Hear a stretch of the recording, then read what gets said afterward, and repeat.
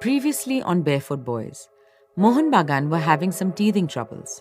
A lot of passion for the sport, a lot of raw talent, but no real experience and no drive. No doubt they would have still reached stardom, but the road would have been harder and longer if not for one man. Sailen Bose, the no-nonsense guy.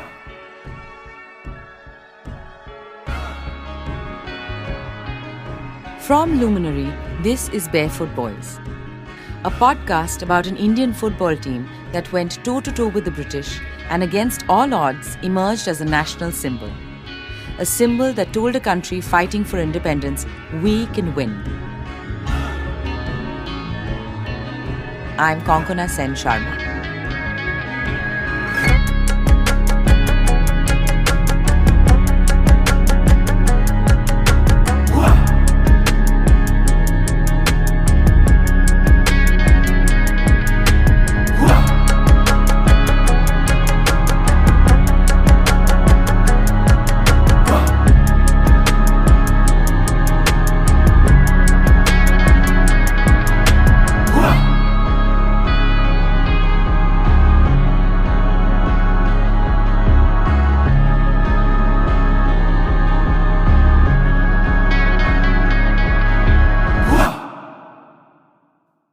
Sailendranath or Sailen Bose took over the running of the club in the early 1900s from his brother Jyotirdranath Bose, who was the general secretary. While founder Bhupen Basu was still very much a presence, President Sailen Bose soon became the key decision maker of the club. Unlike his predecessors, Sailen Bose didn't think the Mohun Bagan team should have the college-only, education-first approach. Sailen Bose's first impression about the players was, who are these people? Who are these people walking into the field after such a heavy lunch, just jogging with the ball? This is Shantanu Basu, great-grandson of Bhupen Basu. He said, this can't go on. If we really need to equal the British, we have to fight against the British equally. We have to show them that we can fight as well as they can. Skill is secondary, but to play physically hard for 50 minutes, that's what will make the difference. To really understand Sailen Bose's philosophy and approach, you have to know his background. His was a personality molded on the battlefield, literally. Partho Basu, Bhupen Basu's great-grandnephew, added to his cousin's account. Subedar Major Sailen Bose, another grand-uncle of mine, was the highest-ranked Indian officer of the 49th Bengal Regiment. He was supposed to have been wounded in battle, and according to my mother, spent bullet casings were recovered from his body during his cremation. Sailen Bose led a regiment composed of fellow Bengalis, as well as people from Rajasthan, the Sikhs of Punjab and other northern parts of the country. This was a proper dilemma for the British. There were too many Indian soldiers there to be led by a white officer. So the British Army found a way out. They made Sailen Bose a Subedar Major. Sailen Bose could execute the same responsibilities as a full major without ruffling the feathers of British majors. Pragmatic and racist all at once.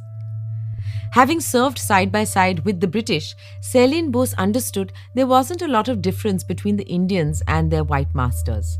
Same guns, same battles, same color of blood. This was the point Sailen Bose wanted to impress upon young Indians after his retirement. He wanted all Indians to understand that they were on par with the British. One of the first things he noticed at Bagan was that his barefooted players struggled for grip, especially on rainy days, a common enough occurrence in Calcutta. When it rained, the players' feet slipped, their shoulders drooped, and their fighting spirit dimmed. Sailen Bose, using his military experience, found a solution to improve his footballers. Here's Shantanu Basu again. There used to be a huge playing ground. On one side, it ended in an upward slope. So, Sailen Basu greeted all the players on that field and asked them to run up the slope. But there was a catch. First, there were hose pipes that shot water down the slope, making the mud slushy and making the upward journey much more difficult. And then, Sailen Bose gathered some old friends of his from his army days He gave them the same kind of boots that the British wore while playing and told them to wear those boots and kick the hell out of the Mohun Bagan players as they tried to climb up the slope. Sounds brutal, doesn't it? But this innovative coaching technique worked like a charm. It lanced through the fear that the Bagan players had internalized. বুট নেই কোনো ব্যাপার নয়, বৃষ্টি কোনো ব্যাপার নয়, দম মাঠে দেখা হবে। No boots? No problem. Rain? No problem. Stamina? Try matching us. Subedar Major Sailen Bose's organizational ability, coupled with his solution-oriented approach, managed to uproot something that had been drilled into Mohun Bagan, and indeed all Indian hearts for generations, that the British were better than them. Because it wasn't just Mohun Bagan who were growing. Mohammedan Sporting, founded in 1891 by Nawab Aminul Islam, the ex-Inspector General of Bengal Presidency, Abdul Ghani of Malda, and Maulvi Muhammad Yashin of Bardhaman, won the coveted Kuch Bihar Cup multiple times, signalling the growth of a Muslim community that didn't want to be in the shadows of the Bengal Hindus. In Kolkata Football, which is one of the first books written on the history of Indian football, Rakhal Bhattacharya states that in initial years, Mohammedan SC didn't have a big support base. Here's journalist and historian Somnath Sengupta on Mohammedan's rise. Muslim community lent more support to Muslim Institute, while Mohammedans struggled due to lack of funds and members. It was only from the 1920s that Mohammedans started their rise to the top rung of Indian football. Dr. Shogoto Bhaduri, JNU professor and historian, has a different and somewhat impassioned view. A Mohammedan Sporting Club being the first Indian team, therefore, to have won the Calcutta Football League, just like Mohun Bagan was the first Indian team to have won the IFA Shield.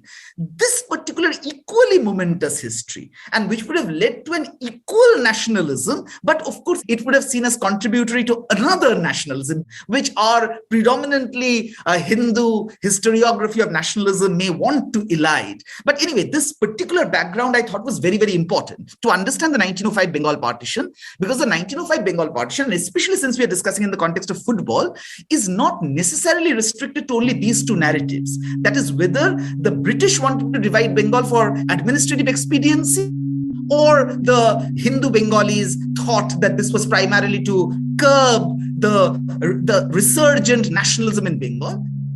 He goes on to talk about a third possible narrative, one that is often ignored. There was indeed a third line also, and which points towards this intensely communally divided nature of Bengal and the intensely differential levels of progress, levels of development that were meted out to the predominantly Muslim. So clearly there is a Hindu West Bengal club, there is a Hindu East Bengal club, and of course the name East Bengal itself could have originated only after the formation of East Bengal, because without there being an entity called East Bengal, there cannot be a football club, and of course a dedicated fan formation of East Bengal and Mohammedan Sporting Club. So the point is that the three main clubs in the Calcutta circuit, Calcutta Indian football team circuit, was also primarily oriented around this particular tripartition, as it were, trifurcation of Hindu West Bengal, Hindu East Bengal, and Muslim. This goal of nationalism and football and legacy makes me dizzy. These footballers, whether they played for Bagan or East Bengal or Mohammedan, couldn't have known their own fates, let alone the fate of a country that would become 3 countries within a couple of generations. Calcutta, the capital of British India, home to Fort William, the military headquarters of the British, home to the Calcutta Mint, where the first currency note was printed, the site of the Battle of Plassey, the site of nearly every critical British office under Governor-General Warren Hastings, a city of vital importance to the British Raj. But it was also the historic home of the Bengal Gazette, Asia's first newspaper, seized by the East India Company for its provocative journalism. It was where Raja Ram Mohan Roy worked with the then Governor Lord William Bentinck to first ban the practice of sati. It was the home of progressive luminaries like Roy, like Surendranath Banerjee, like Tagore. And these voices of resistance to British rule, who persistently popped up across 2 centuries, scared the hell out of the British. So they, under Viceroy Lord Curzon, devised a strategy: split Bengal into two. From Herbert Hope Risley, Companion of the Indian Empire, Secretary to the Government of India, to the Chief Secretary to the Government of Bengal, I am directed to address you on the subject of the desirability of reducing the territorial jurisdiction of the Lieutenant Governor of Bengal, with the object of lightening the burden now imposed upon the government by the increases of population, by expansion of commercial and industrial enterprise, and the growing complexity of all branches of the administration. The first partition. This proposed division would mean that more attention could be given to previously neglected regions like East Bengal. But the British Raj's true motive, the nationalists argued, was to divide and rule, to take away the chances of a united front in the national movement. As residents of the capital, the Calcutta Bengalis benefited from quality education under British rule. They had access to missionary schools and colleges, better opportunities for government posts, and steady recruitment to the army. The leading figures of our national movement from those days came from this background. And Lord Curzon and the British Raj knew the inherent risks of governing such a society, that they would create thinkers and leaders who would wake up to demand rights long denied them. Splitting Bengal would weaken their influence, kill the nationalist spark before it became a raging fire. In 3 months' time, Bengal will get partitioned into two. Assam, Chittagong, Rajshahi, Hilly Tripura, and Malda will become part of a new province called East Bengal and Assam. This was the announcement Viceroy Lord Curzon made in his official proclamation on July 19, 1905. There was now going to be a deep line running through British India. Enough is enough, the rising leaders of the nation said in unison. Divide and rule, the Indians said, as influential leaders such as Rabindranath Tagore and Surendranath Banerjee gathered the masses. These were clarion calls to the nation. Indians everywhere understood that if they allowed the partition to succeed in Bengal, it would not stop there. From Pune to Punjab, protests erupted. In Bengal, Raksha Bandhan was celebrated twice. The first was the one we all know, on its designated day in August, but the second was special. Rabindranath Tagore urged people to renew their ties to one another, to push the definition of brotherhood, to make it clear to the British that even partitioned, the people were one people. That even if divided by religion, language, class and geography, Bengalis were and would remain Indians.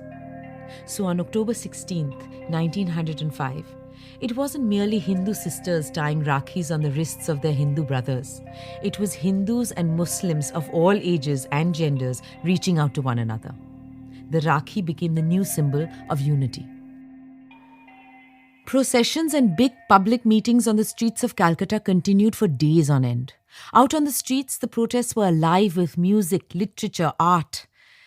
Tagore's Amar Sonar Bangla, which was written for the protest, lent words to Bengal's plight. Its first few lines would become the national anthem of Bangladesh in 1971. India's national song, Vande Mataram, had a part to play too. It was a cry, a marching song, so potent and threatening that the British Raj immediately issued notice that the song was inflammatory and seditious. Singing it could land you in jail. Meanwhile, Surendranath Banerjee started a boycott movement.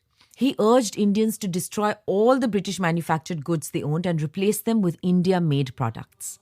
For the Bengalis who wept and cried Vande Mataram and Amar Sonar Bangla, the boycott and the Swadeshi movement, as it came to be called, touched a chord. Tens of thousands of people switched from foreign products to Desi alternatives. This was a full-blown anti-British wave, well beyond politics. You could see it everywhere. At textile mills, soap factories, tanneries, match factories, insurance companies and banks. The spirit of nationalism had inspired Indian businesses to be brave and innovative in making themselves heard. And it was only a matter of time before Bengalis turned away from the preaching and pedestals of political leaders. They began looking elsewhere for guidance and inspiration. P.C. Ray's groundbreaking work in chemistry and Jagadish Chandra Bose's inventions became a matter of great pride. All the achievements of that time, from industries, scientists, artists, writers, were heralded as first and foremost Indian accomplishments.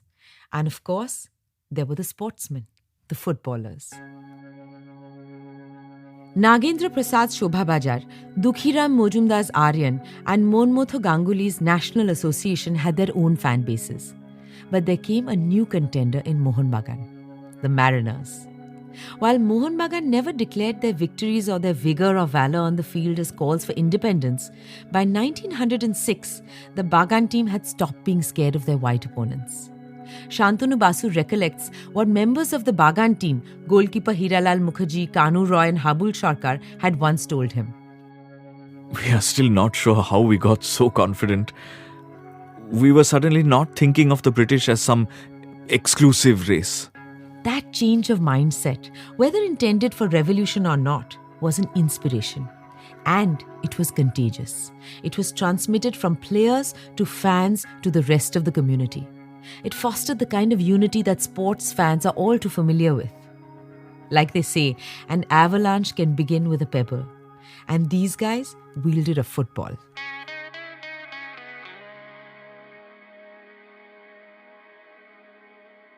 Next on Barefoot Boys, we witness Mohun Bagan's slow but steady rise to prominence and get our first glimpse of Shibdas Bhaduri, the captain of the Immortal 11, the Amor Akadosh. Barefoot Boys is a Luminary original podcast produced by Rainshine Entertainment, and you've been listening to me, Konkona Sen Sharma. Gaurav Vaz is our executive producer, Vivek Madan is our director and script supervisor.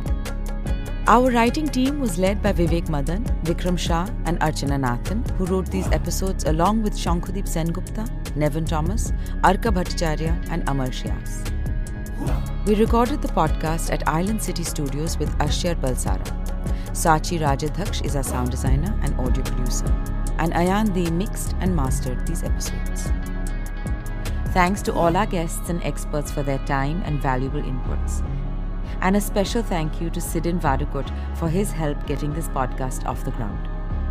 And most of all, thanks to the Amor Akadosh, 11 men who did the impossible, who taught a country to dream and for a brief moment showed us what freedom felt like long before we were free.